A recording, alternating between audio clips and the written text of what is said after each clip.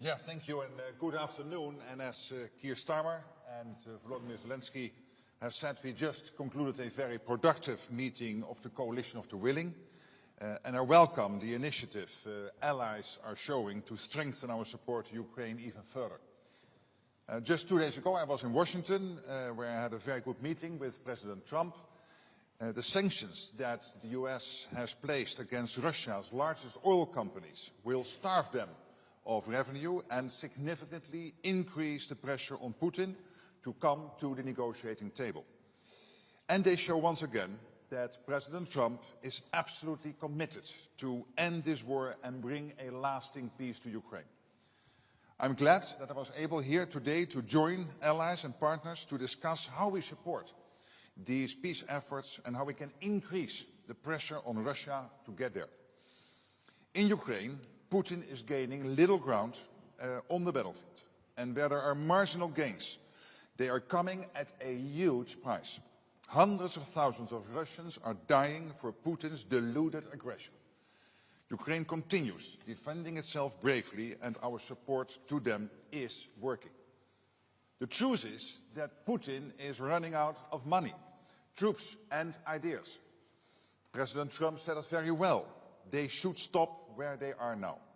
And now is the right time to increase the pressure on Russia, so we can finally get a fair and a just peace for Ukraine.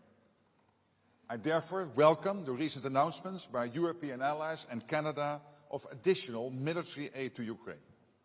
The developments on the battlefield show that our support to Ukraine is working, and we need to keep it up. We need to pair this support with sanctions and economic pressure, and the EU's 19 seconds package against Russia is another good step in this direction. On both sides of the Atlantic, we want this war to end. And the good discussions this week in Washington, yesterday in the European Council and now in London indicate we are moving in the right direction. Thank you so much. Mark, thank you so much. Mette, can I come to you? First of all, thank you, Keir, for hosting us today, and thank you, Volodymyr, for joining us yesterday in Brussels in a meeting with the European Council, and today in the Coalition of the Willing. It was Putin that called President Trump some days ago because he was scared that Ukraine would get the upper hand. Yet he rejected Trump's proposal for a ceasefire along the current front lines, a suggestion that we support, and same goes for you in Ukraine. But Putin doesn't want to stop the killings. There is no indication that Russia and Putin wants peace, not even a ceasefire. And Russia continues its hybrid war against NATO and the West.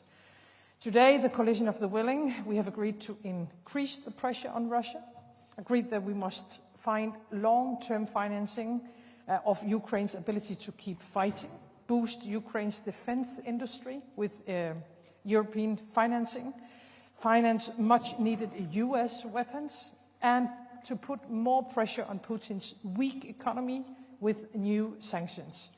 I think this week we have taken significant steps with EU's new sanctions package, targeting Russian energy sector, the shadow fleet, and much more. United States have now sanctioned, as we already have heard, Russia's 2 largest oil companies. And already last week, the UK, announced sanctions targeting those companies as well. I think Putin's strategy has been to wait for us to stop, at some point to give up.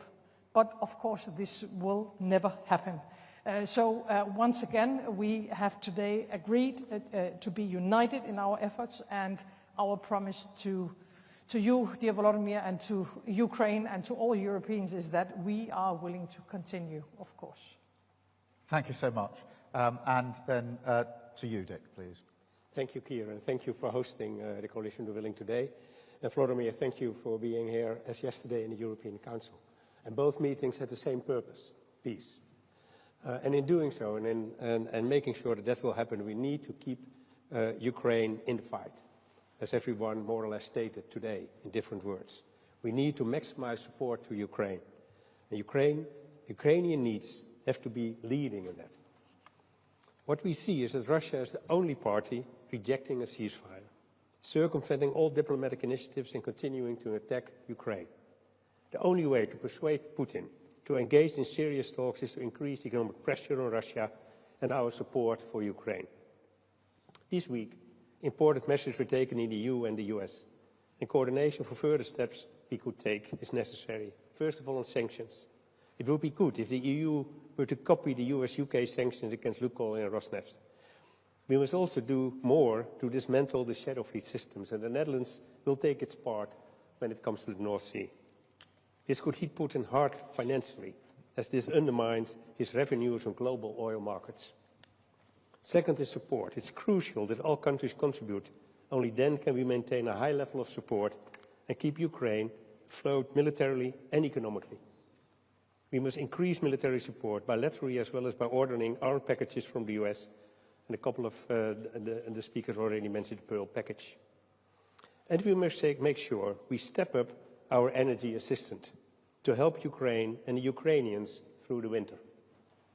We are very concerned with Russia's ongoing attacks on Ukraine's energy infrastructure before the start of the winter, especially on its domestic gas production. Costs for recovery are high and the need for gas imports have increased. The Netherlands, therefore, will increase financial and material support on energy, and we urge all our partners to consider increasing their contributions as well. We can put more pressure on Putin to end this war if we work even more closely together and widen our impact on Russia. And at the same time, this is the way to create the best possible conditions under which Ukraine is able to negotiate. Thank you. Thank you so much, Dick. Thank you, colleagues. We're now going to